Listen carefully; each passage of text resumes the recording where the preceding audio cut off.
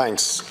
Minister, this question obviously relates to the Section 481 tax relief for the film industry. We had an extensive discussion about this at the finance bill, but as you can see, I'm very keen to press the issue. And really the question is the monitoring of the quality employment and training condition of getting this funding has to be improved to ensure that that quality employment is actually manifest.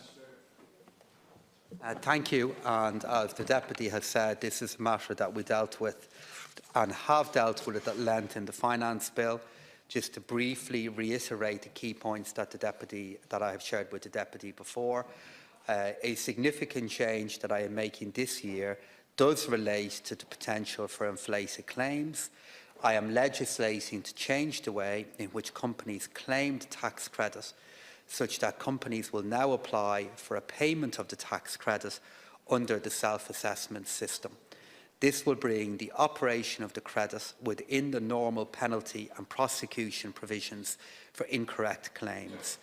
In relation to training, another amendment that I am introducing to the film tax credit this year is an important step in addressing some of the concerns raised.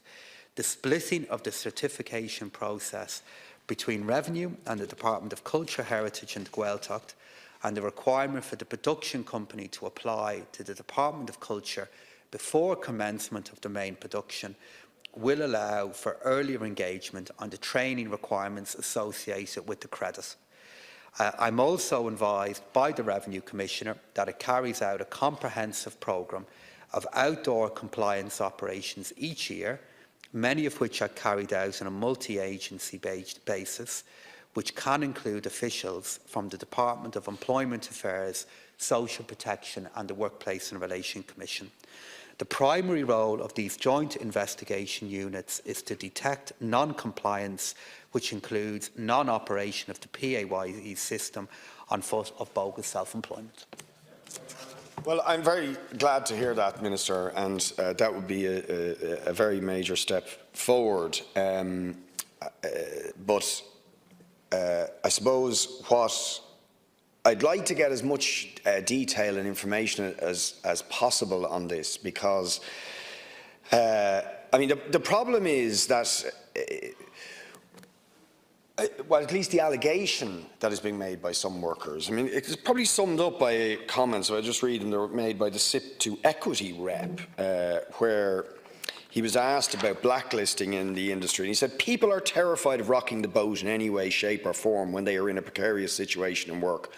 One of the questions our survey asked whether respondents had ever experienced or observed any form of bullying or harassment. Something in the region of 65 to 70% of people said yes. The next question they asked is if they reported it. Of that 70% of respondents who had said yes, roughly 70% said they did not report it for fear of not getting the next job. And he goes on to say that's because of the precarious nature of the industry. Now, that doesn't sound like quality employment to me. If that level of concern about blacklisting or rocking the boat exists, and what I think is it's critical that we design the absolutely necessary investment, critical investment that I want to see, but design it in such a way that the employment cannot be that kind of employment where people are vulnerable to that sort of thing. Deputy, as I said, we have debated this matter now in the finance bill, including as recently as last night.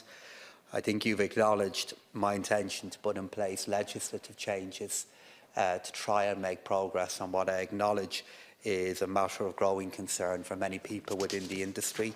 And I'd be very happy, Deputy, across the passage of next year, when the finance bill has been implemented, to engage with you regarding how those criteria are being applied.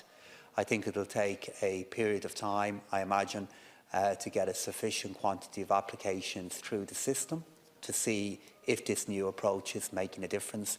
But I think it's realistic to hope that by the end of the first half of next year, we'll have a sense as to what kind of insights this process is yielding, and if it is making a difference to the kind of concerns that I acknowledge are being articulated by many.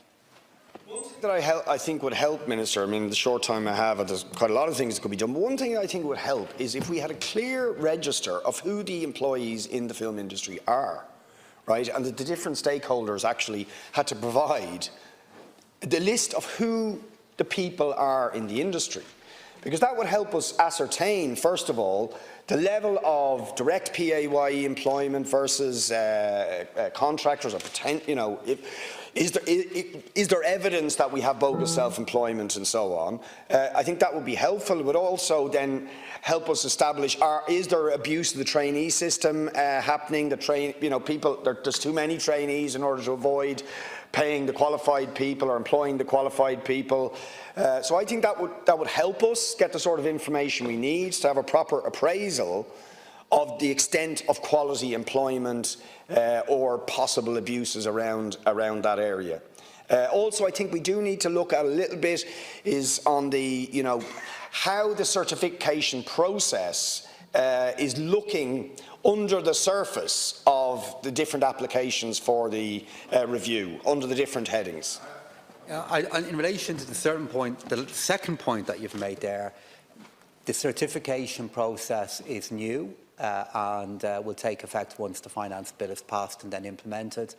And as I said, Deputy, maybe a matter that we could engage on across the first half of next year is how it is actually being implemented and if it is making a difference to issues that are being raised.